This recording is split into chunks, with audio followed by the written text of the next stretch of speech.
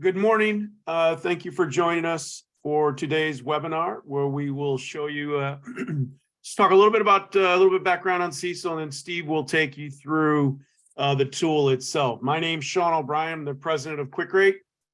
And as always, I'm pleased to be joined by Steve Huntington. Steve's our director of analytics here. He is instrumental in the ongoing development of our CECLSolver tool. And so again, he is the absolute right person to take you through our tool today.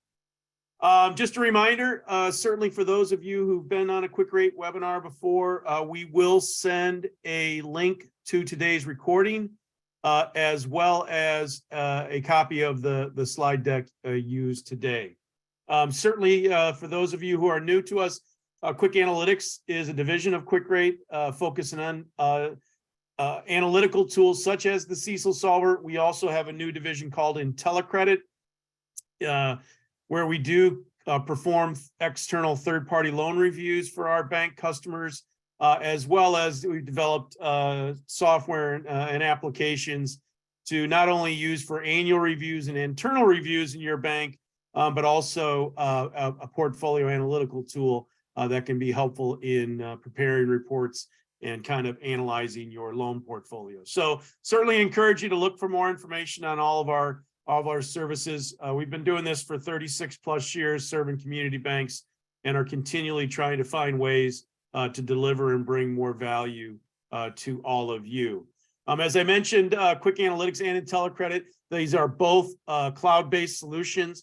I think our goal with each of these products is to better help or assist in aggregating data. We always feel like our time is better spent aggregating data, so you can spend your time analyzing data. That's really the foundational vision for what we do at QwickAnalytics and IntelliCredit.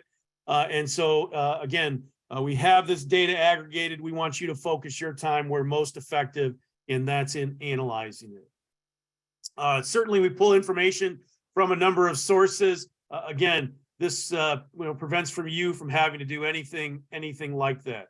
We really break it down into three different ways, right? We talk both about bank and peer performance. We're big believers in that. We have interactive bank pages on every bank in the country that you can see, including your own.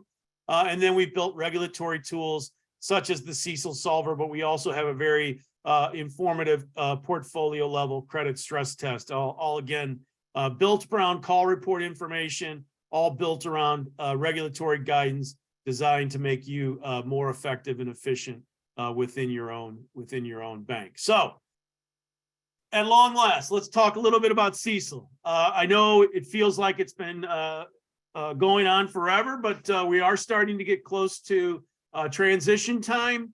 I think in light of that, it's always important to remember what we're trying to accomplish here. Reserves are designed to cover expected losses. Capital's there to address unexpected losses, right? First and foremost, that's what reserve analysis is all about. The common question that we have repeatedly discussed with banks, and I'm sure you've wondered at one point or time or another, is why did they make this change, right? It was really back in the financial crisis, the determination was made by FASB that the ALLL allowance method just did not adequately reflect the level of reserves necessary for most banks. And when you have a problem and you know something doesn't work, you really have two choices. You can either do nothing or you can change it, right? If you do nothing, you obviously expose yourself, if it happens again, to say, well, we know it didn't work, but we didn't fix it. Well, this is the fix. So CECL is that fix. It's the change. I have repeatedly said, tongue in cheek, we are playing the same game with a new set of rules, right? Q factors are still going to be a big part of this, but we are simply changing the way we kind of analyze our losses and trying to project those reserves. There are some differences. Again, I think this is a much longer cyclical, they tried to pull in an economic cycle. They're really looking to look and evaluate longer periods of time. That's probably the single biggest difference. But there are a tremendous number of similarities. And again, I think it's important to not lose sight of that. And it's also something we took into great account when we were developing our tool. Q factors are still a big piece of this. And again, we've tried to build a tool that, again, is built around call report information. So you have your historical information, incorporate your Q factors. And so while the process will be slightly different, we hope what you'll see is that it can be still fairly familiar to what you're doing today. We have, in fact, come a long way from the time this was officially introduced in December of 16. Practical considerations and realities have really kind of driven the last 4 or 5 years. One of the real challenges was the fact that a lot of banks simply did not have good loan level information in their core systems. That really required that the industry pivot towards call report information, and they've done that in a big way. And that's where, again, our tool, kind of our energy source, comes from. The regulators have certainly reset their expectations. I think Jeff Geer from the OCC probably said it best. Small banks don't need big models. I was at a conference where he spoke this summer, and it's really been his story for the last 2 or 3 years. And so in many ways, that makes the decision very easy for community banks. Is you don't have to over-engineer this thing. Let's put together a tool that's commensurate with the size and complexity of your institution and your loan portfolio. And for the majority of community banks, that's going to allow for a portfolio solution utilizing call report information. It's also important to remember that this is going to be an evolving tool. I think the expectation from regulators initially is they want you simply to get transitioned. And then, like anything else, as we get smarter and learn more, we'll fine tune our approaches as we move forward in 23 and beyond. So I think it's important for every bank to really kind of reset your expectations as well, right? Don't go in thinking you have to, clear some arbitrary hurdle that you've set in your mind about what the regulators have set out there. They have been very understanding, because they will admit they are learning as well.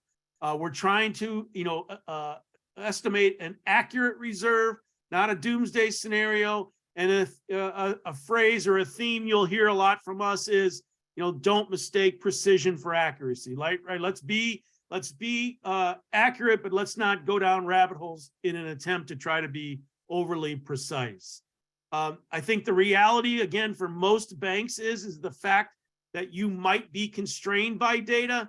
The more straightforward this process becomes, because you can only use the data that is available. A second thing that, as we talked about is, this accuracy over precision. Peer data is also something that comes to you when you do utilize that call report information. So that is part of what we've used in our tool. And again, the regulators have been very accepting and welcoming of incorporating peer data when maybe you don't have any loss history, or you're trying to, again, at least gain some context around what other banks have been experiencing in terms of charge-offs. There is no mandatory method. Again, kind of resetting expectations. You can, choose from a multiple of options. Certainly community banks less than $1 billion don't need to engage in highly expensive or complex modeling to meet the CECL standard. For all of those reasons, that's why we introduced our CECLSolver. We felt like there was an opportunity to step in and bridge some of the data work that would be necessary for banks. I think we've accomplished that. It's probably the clearest and most immediate benefit you get from our tool. And I think the other thing is that we felt like, with our large audience of banks, we could, not only bring a tool that could be helpful, but then be there to assist as many of you as we can.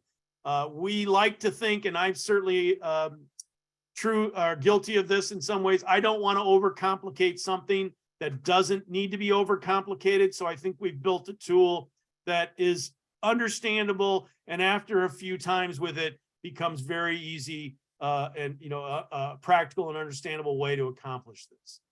That said, we didn't do this in a vacuum. We did really rely and continually look to regulatory guidance about what they're saying about CECL, what the expectations were. We wanted to demonstrate that. So within our tool, we have resources out there that provide links to all the presentations that the regulators have done that have impacted or commented on how CECL can be deployed at the community bank. Okay, so at this point, I'm going to pass the presentation to Steve. Steve's going to do the hard part now and walk you through our CECLSolver. Steve, the screen is yours. Thank you, Sean. Bear with me just a moment while I try to get my screen shared. That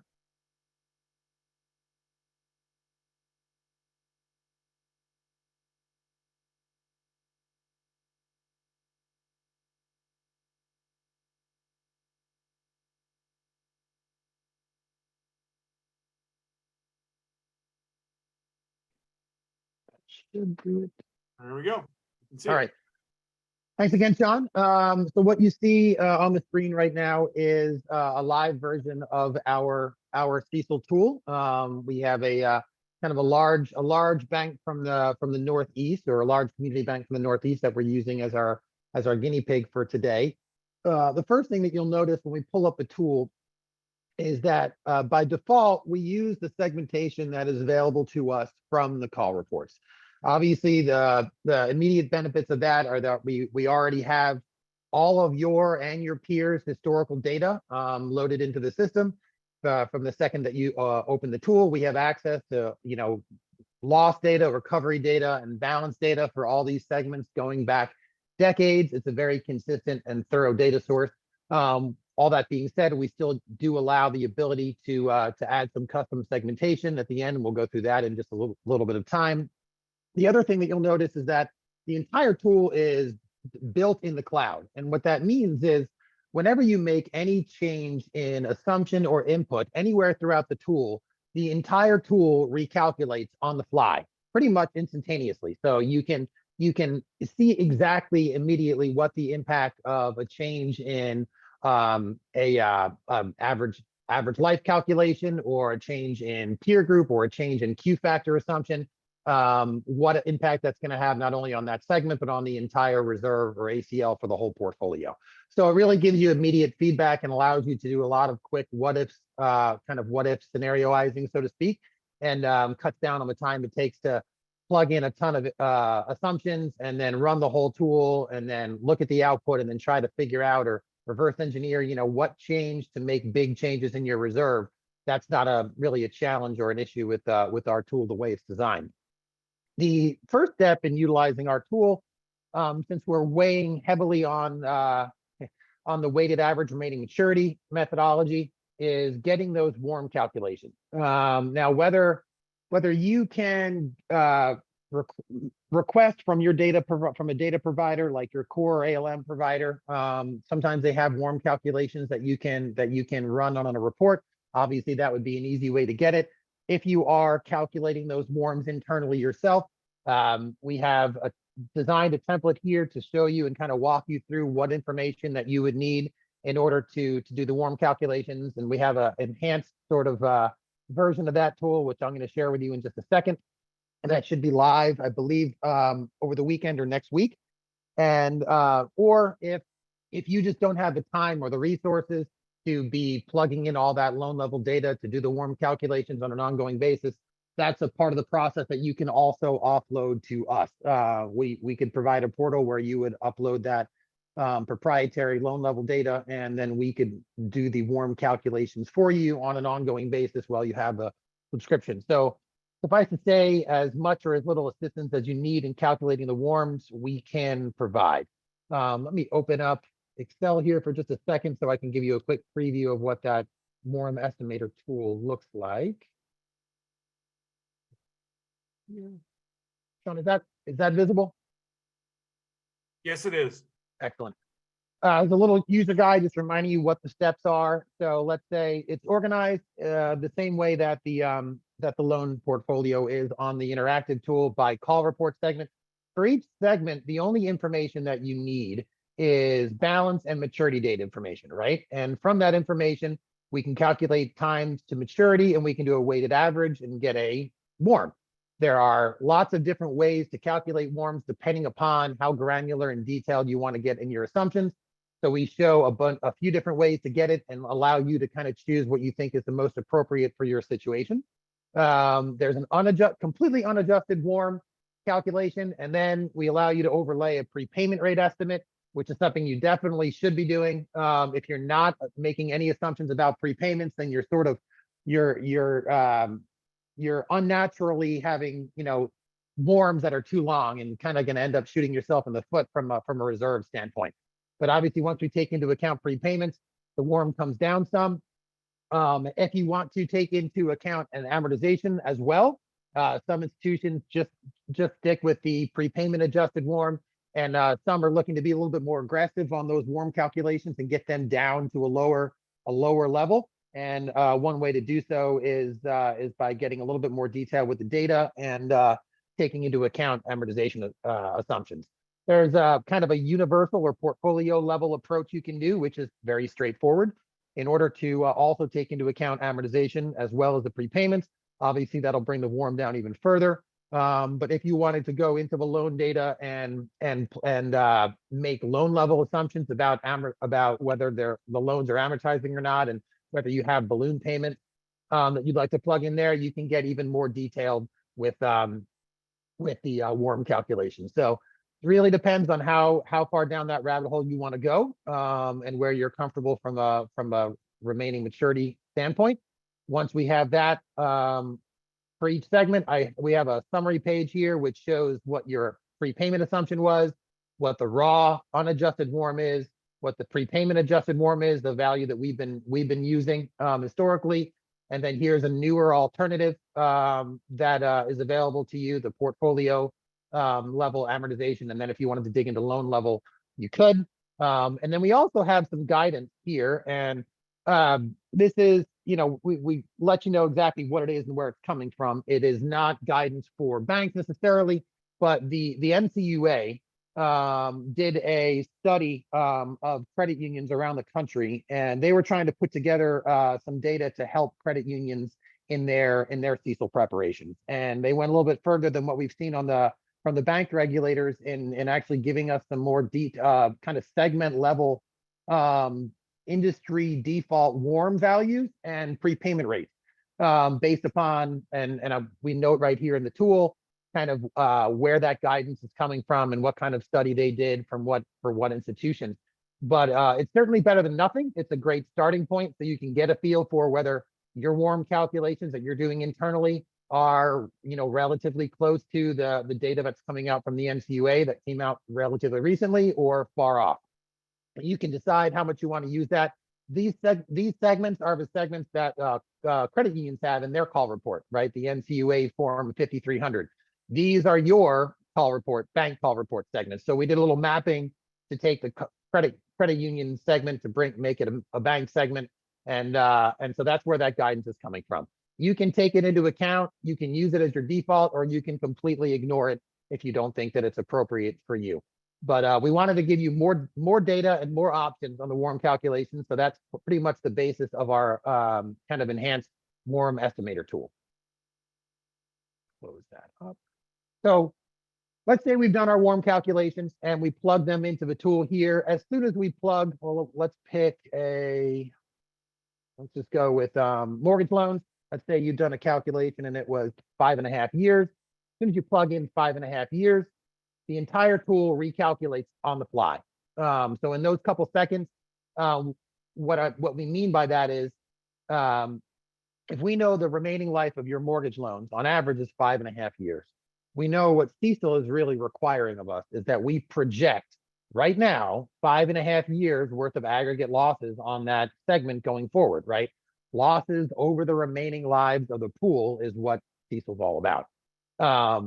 And this obviously is relatively summary level. We know that over the last 5.5 years, this sample bank we're looking at has had total aggregate losses of 10 basis points. But since our methodology is relatively straightforward, all of the supporting details that go into this calculation, you can get to right here on our historical detail or analysis tab. When I click here, you'll see all the same segments of the portfolio. with all the look back periods highlighted in blue. And again, what we do, our tool by default at least, marries or matches the look back period to the warms. We've seen lots of different methodologies on this and kind of back and forth with auditors and regulators about what's an appropriate look back period to be using for the portfolio. And typically it's pretty arbitrary. In thinking about it intuitively, we thought that, for segments that have a longer remaining life, since we're trying to get at and estimate lifetime losses, right, on a segments that have a longer lifetime, you probably should be going further back into history to gather historical data. But on the other side of the coin, if you have a portfolio that's turning over every year, you probably don't need to go back 8 years to get a feel for how it performs in a given over a year or two, right? You'd be going back 8 lifetimes in order to do that. So we match up the look back periods to the warms for each segment of the portfolio, and you can visualize that here on our page. We see balances going back in time. We calculate average balances. We can expand the more granular areas and look at gross charge-off trends over those look back periods and gross recovery trends. But obviously where the rubber really meets the road is in the net charge-off and the net charge-off ratios. So you can see both of those here. And then we take that data and use it to calculate the lifetime historical loss rate, which you can see right here. And that's pretty much the value, that lifetime historical loss rate that we just detailed is what shows up here. Now that's really the first half of the puzzle for CECL, right? We haven't looked outside your 4 walls to the environment around you. We haven't considered any current and future conditions. We've just analyzed your historical experience and said, if the future were exactly like the past, this is the reserve that you might need based upon losses over the remaining life. Second half is all about those fudge factors, right? Those qualitative factor adjustments that cumulatively represent all the reasons why current and future conditions might be a little bit different than historical conditions.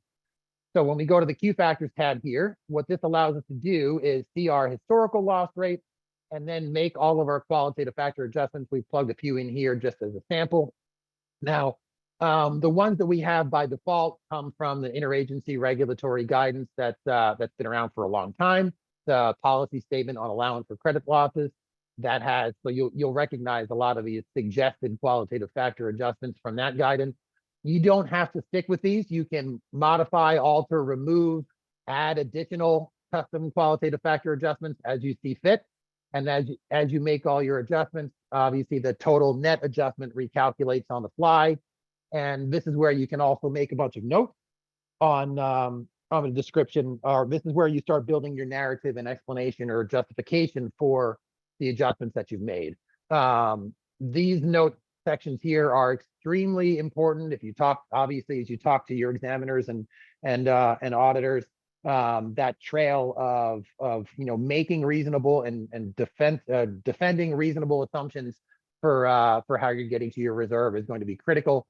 So the nice thing, as you make these notes here, they get saved and they get attached to that loan segment throughout the analysis. Whenever you save it, print it out, create a scenario and pull it back up next quarter, all those notes and adjustments get stay attached to the loan segment.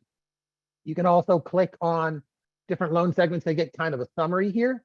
You'll notice as I click on a different segment, this chart updates. And what this shows is kind of a visual summary of CECL on one chart. We see the bank's long-term trend in losses as the blue bars, the peer groups, which it tracks very well for mortgages, the peer group's long-term trend in losses for that particular segment, the look-back period that we're using, that's the gray shaded area, and then the orange line is the total current CECL estimate as of all the inputs that you plugged in. So if you change the qualitative factor adjustment here, you would immediately see this orange line pretty much just dynamically go up or down as a result of it. You can also visualize a little upstream from the net charge-off if you're trying to get some trends on, say, non-accrual loans or on 30 to 89 days past due. You can see some of those trends as well. And then we also give you the opportunity to look at and pull up some economic trends down here as well, and sort of overlay them over your and your peer group's loss trends so that you can spot any sort of correlations. And if you want to, which kind of helps in the process of making any economic-based qualitative factor adjustments.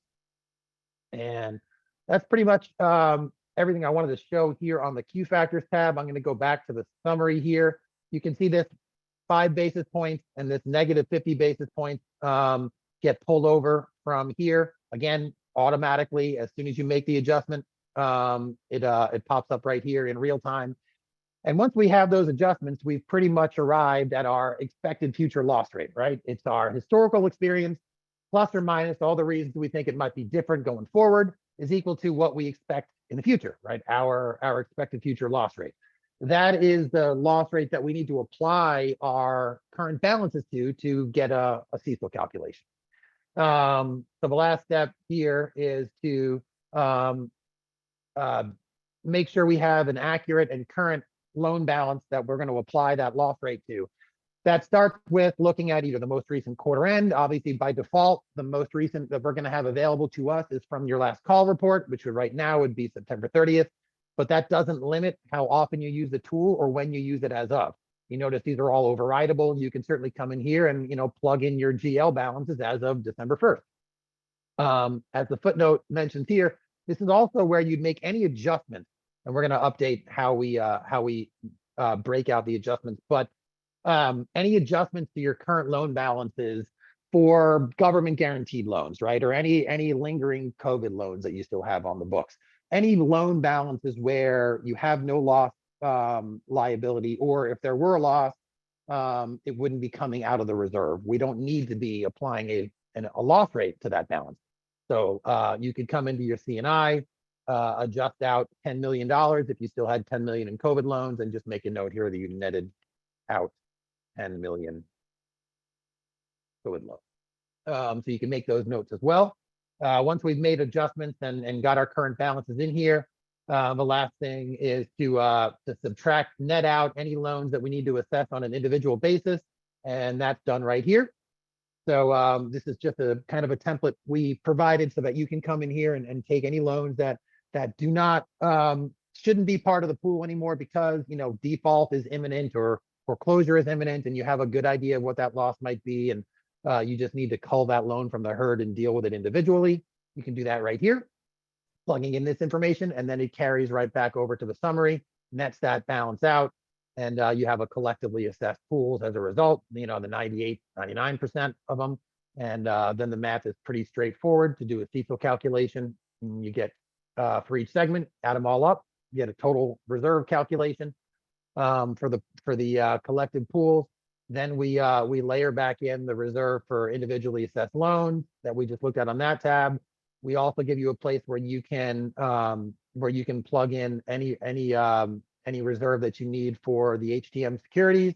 So if I click on the HTM securities, another little sort of a template here, we can see some historical trends on your securities portfolio, and then it allows you, if you have any held to maturity securities that really do have credit risk, not interest rate risk, but credit risk, corporate debt type things, not government guaranteed or agency sponsored securities.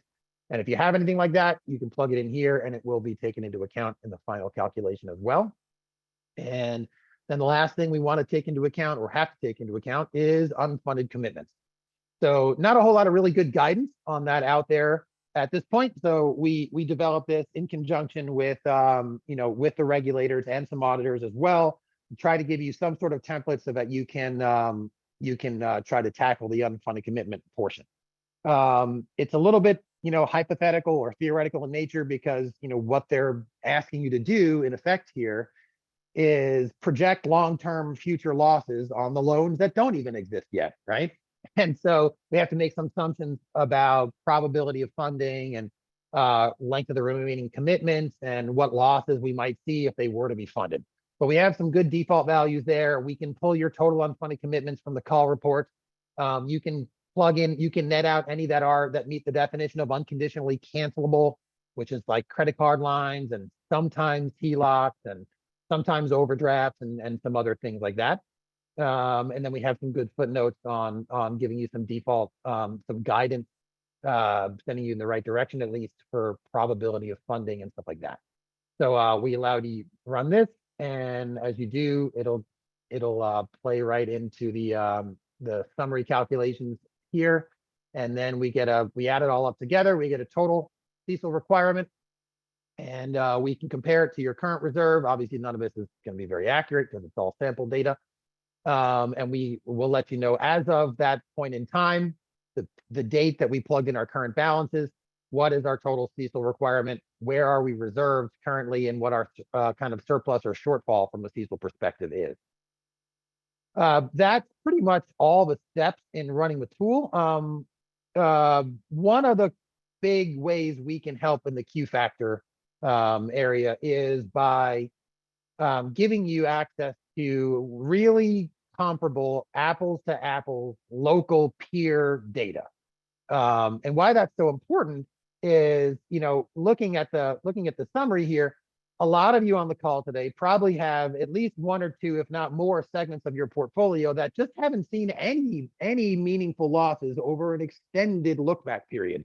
We know we're not going to be able to get away with having zero reserve for a whole segment of our portfolio just because we haven't had any losses recently. But it's difficult to defend or justify whatever reserve we're going to plug in there via Q factors, inevitably. It's going to be difficult to justify that just by looking at your historical experience if your historical experience is just a bunch of zeros. So what we did was, in effect, when we did this analysis, when we're doing this historical analysis on your bank, analyzing balances by segment, analyzing charge-offs and recoveries, and doing all these historical lifetime loss rates, we're also doing it for every single other bank in your peer group simultaneously in the background. So crunching literally millions of call report values, doing all this analysis for every other bank, and then aggregating it and putting it here. What this represents is peer average loss rates by segment using the exact same segmentation as we're using for your bank over the same look back periods as we're using for you. So in effect, we can calculate average historical lifetime loss rates for your peer group. And that helps obviously in when you're making qualitative factor adjustments, you can say, we realized we didn't have really almost any losses, or we had actually net recoveries in multifamily loans over the last 4 years. But our peers, let's say, are averaging 11 basis points in losses on multifamily over that same look back period. So we're gonna maybe make a qualitative factor adjustment based upon the losses that are out there in the environment around us that we recognize, even though we haven't taken any recently. It thickens that sample size and just gives you a better idea of what that segment looks like in the marketplace from a loss perspective. So you might make a 5 basis point Q factor adjustment. You wouldn't totally ignore your good experience and just assume you're going to perform exactly like your peers, but it helps you justify having some sort of reserve for a segment where you might not really have much in losses. And vice versa, could be the other side of the coin. Let's say you were pretty clean in a segment over the last few years, and just last quarter, you finally took a loss, and it was a big one, right? But it was a one-off situation, not really, you don't think it's indicative of the health of the rest of that portfolio, but now it's in your historical experience, right? Now, whenever you do any recent loss calculations, they look really high, and you're trying to find a way to have a negative Q factor adjustment because you don't expect that type of loss to continue moving forward. Having this peer data that shows you that your peers are also not having very many losses recently helps you justify, even if you need a negative Q factor adjustment to account for a recent one-timey type loss. That was an important thing. I wanted to make sure you understand how the peer data works. You can choose your UBPR peer group.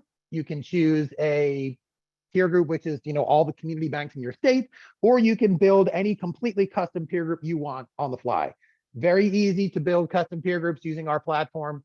You click on the custom peer group page, and then you can build new peer group saying, I want all the community banks between 100 and 500 million in my state, or in these 5 counties, or in this MSA.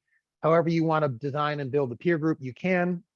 And as soon as you built it, it'll pop up here in your drop-down box, and you can choose that custom peer group. And then this data will all update on the fly. It might take a few seconds because it's a ton of data, but it will update on the fly. And that's pretty much all the steps kind of from A to Z in how to utilize the tool. From a kind of a tool management perspective, once you've got everything the way you like it, You create a, you save it as a scenario. You can save it as a new scenario, give it a name, give it a date. And as soon as you've saved it, then it'll be here in your scenario drop-down box. Obviously, I have a lot of them. And you'll always be able to access it, or anyone from your team will be able to access it anytime you want to. It'll be historically accurate as of this date when you saved it. So, if you come back a quarter from now and open up that old scenario, it's not going to automatically repopulate and change all your assumptions with newer financial data. And you don't want it to, right? You want it to be historically accurate as of when you saved it. If you want to update it next quarter, you can pull up this scenario next quarter and then update the balances and push the loss rates to get the most recent call report data, and then change your Q factors, and then save it as a new scenario and give it a new name and a new date, so that this can become a repository of all your reserve calculations over time. So you can track how it's changing without losing the historical integrity of when you built it.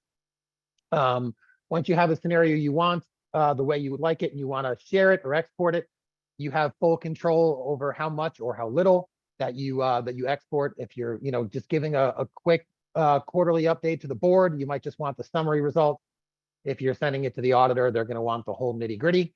So you have control over how much of that you export, and you can export it to a PDF environment, or it'll just open up as in a new tab as a PDF. Say we just want this and this and that and this, and we want it as a PDF. Takes just a few seconds, and it generates the PDF right here as a new tab in your browser. There's the summary. There's the notes that we made on the summary tab. Here's all the historical data and peer data, and then here are the Q factors, and then all the notes that we made on our Q factors. So all that stuff gets exported with the tool. You can also export it to an Excel environment if you'd like. The Excel export is not going to be obviously model functionality and formulaic, but it will be raw data, but it will be formatted to look just like this. So at least visually, it will look just like this tool. If you want to export it, the entire thing, to an Excel environment, add some rows and columns to make additional notes or do other calculations or add other visualizations you'd want to, you can do that. And so the Excel export is very practical from that perspective. We have a quick start guide here. We're going to be kind of reimagining some of these buttons up here as we add more resources to help you guys, for that day one accounting, and for more resources as you go, giving you more data about warm calculations and prepayment guidance as we get more of it. Now that we have some from the NCUA, we had some prepayment guidance in our resources tab existing, which was coming from the FHFA and their prepayment monitoring report and some other sources as well.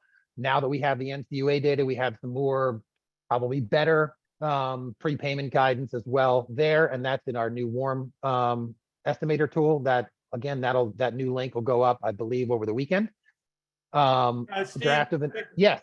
Yeah, excuse me. While you were there, we had a question come in talking about Sure. validation, and so the question was, does the tool require validation? So it doesn't necessarily per se require validation, because this is really a tool, not a model. We're not basing any of this on assumptions.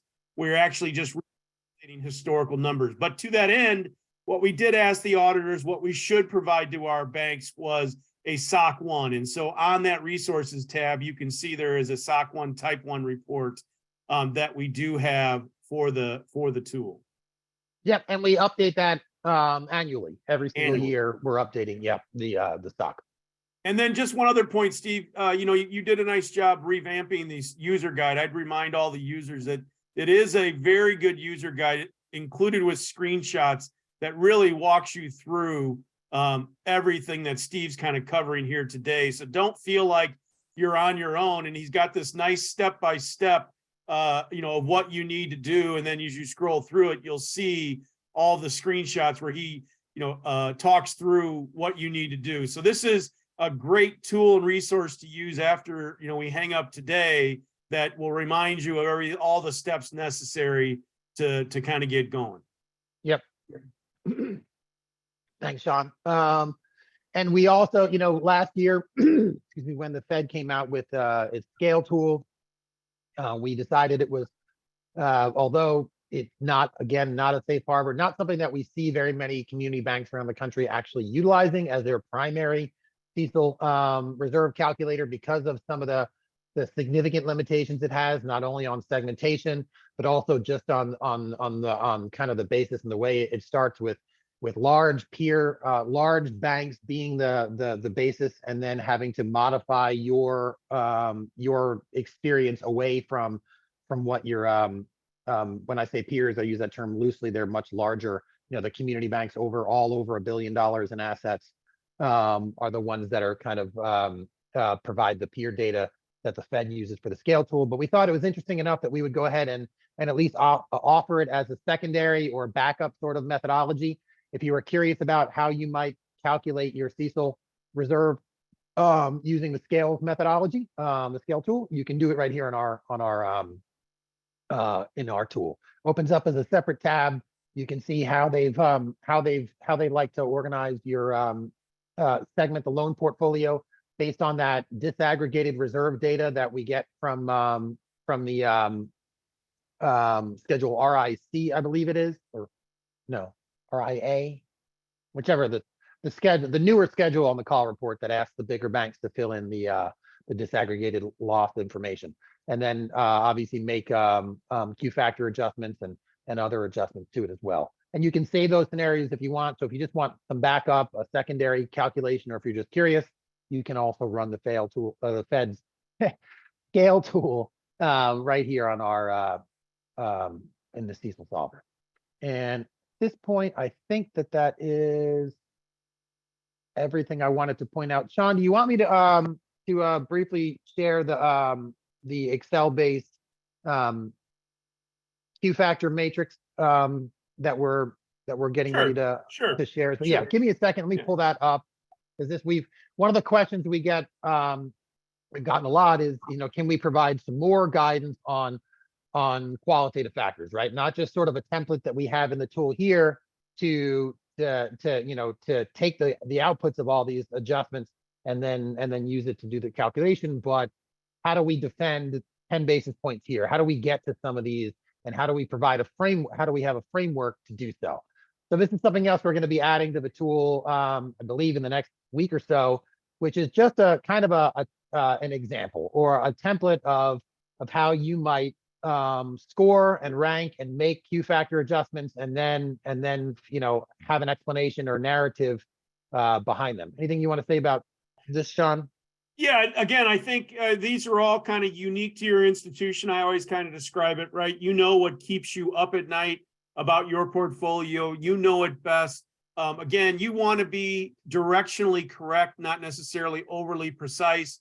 But we do have a number of banks who've asked, hey, we're trying to make this a little bit, less subjective, more objective, right? Peer data can help, but also just kind of scoring something like this where you can at least have a set standard of adjustment ranges based on criteria you define or directional appropriateness, just makes something a little bit more consistent that, you might find helpful. Again, you don't need it if you got a process you're comfortable with, but we have had a number of banks who are taking the opportunity now with CECL to kind of just revisit how they address Q factors. And so, again, we had enough requests for this that we decided to put something together for everyone.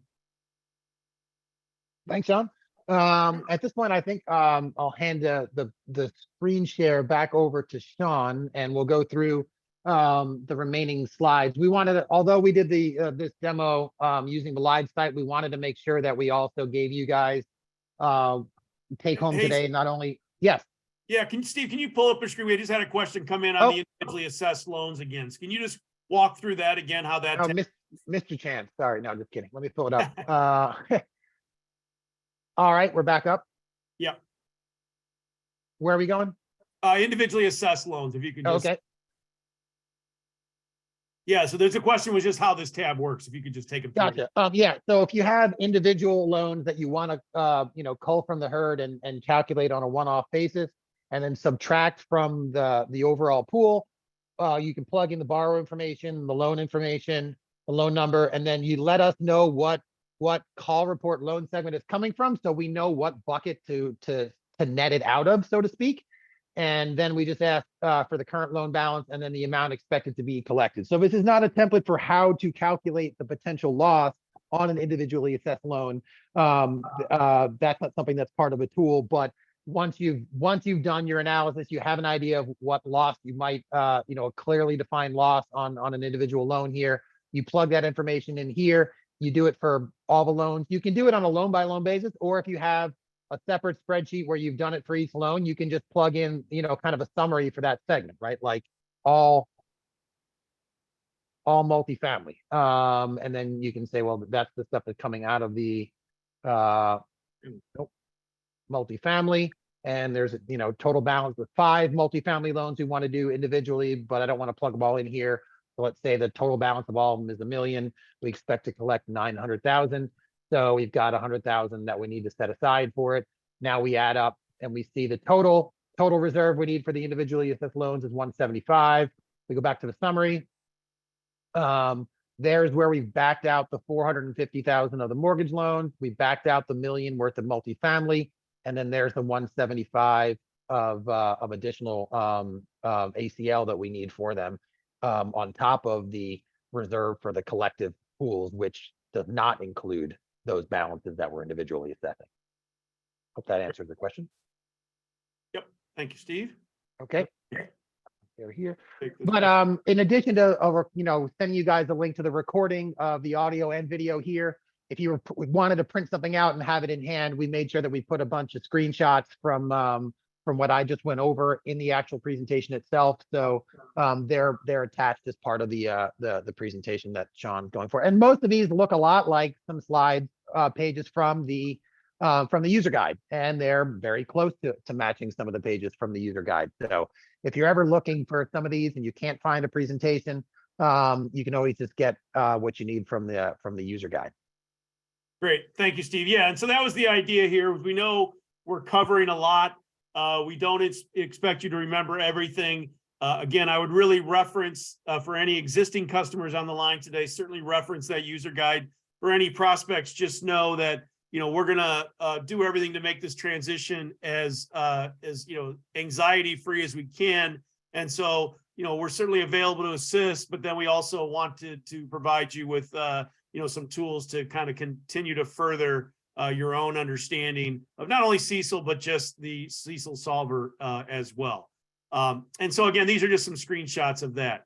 As Steve touched on, we've taken it a step further with the Q factors beyond the traditional kind of criteria or items that many of you may incorporate some or all these into your current ALLL Q factor process.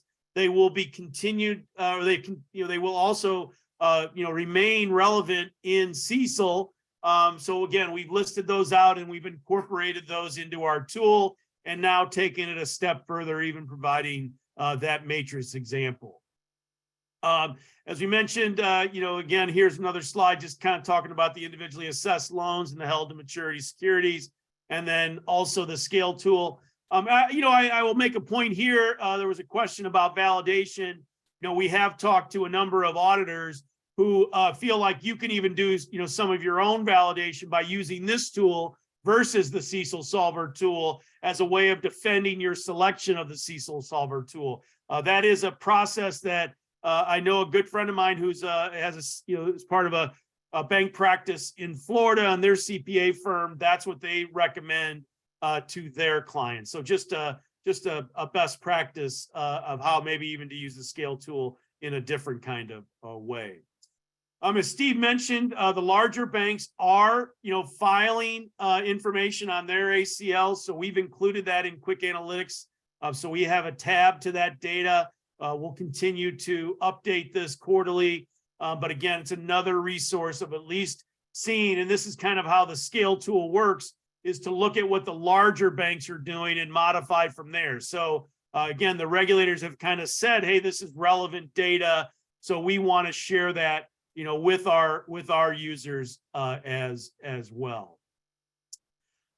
We are continually, updating and evolving and enhancing our tool, right? This is going to be a process. Step one is to get transitioned into next year. But certainly as, our 300 plus CECLSolver clients continue to work on this, as more conversations between regulators, auditors, and banks comes up, we recognize that there'll probably be enhancements we want to make to the tool. These are a list of some that are in process or coming, and expect the list to continue to grow through 2023. We certainly welcome feedback from our users. It's part of what's made our Coffee Talk series tremendously popular and successful, and something that we will continue to strive to do moving forward as well. For our tool, probably the biggest step that you need to take to get going are these warm calculations. Steve showed you the tool that's available. We also, again, will take the extra step of calculating these for you if you are able to provide us with some loan information. The way you can do this varies. It can be something as simple as sending us your ILDR file. Some of you might refer to that as the flat file or your loan tape or your trial balance. With that data or that file, we could calculate your WARMs on your behalf. If you're looking for something else, you can just send us, a few different fields in a core export in Excel or a CSV file. Again, we would be able to calculate the WARMs. Bottom line, don't let any anxiety build about how that can be done. We can assist you. Probably 50% of our bank customers, we are calculating their WARMs for you. We provide them back the summary data and the file. So again, this is something that you don't have to completely tackle on your own if you're not comfortable doing that. This is an example of what the ILDR file looks like. For many of you, you may already recognize it. For many of you, your IT team may recognize this because this is essentially the same file that your regulator would ask for, or your auditors oftentimes if they're looking for a loan portfolio dump. So we started with this as a way of doing it because it's hopefully something that your IT team or you may already be familiar with.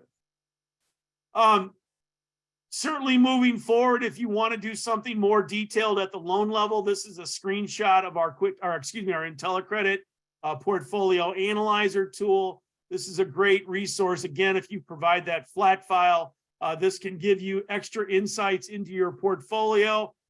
You can query your portfolio and create reports if you're doing something for the board. So again, this is just know the tool is going to be evolving. Our service levels can be evolving. We want to address however you want to kind of look after your portfolio. Next steps, certainly we'd love to, if you're not already utilizing our service, schedule a time. We'll walk you through your data. We can talk through how the transition would work. Typically, once you sign an agreement, you have access that same day or the next day. But bottom line, we've still got plenty of time to get you moving on, and we can make sure that again, you can transition to this as seamlessly as possible. As I mentioned, we're not gonna kind of run away. We're here to help. We've demonstrated that this year with what we've called Coffee Talk sessions. This is something that Steve and I do monthly, and we bring in guest speakers time to time. This month we do have Paul Allen from Saltmarsh. They're a CPA firm in the Southeast.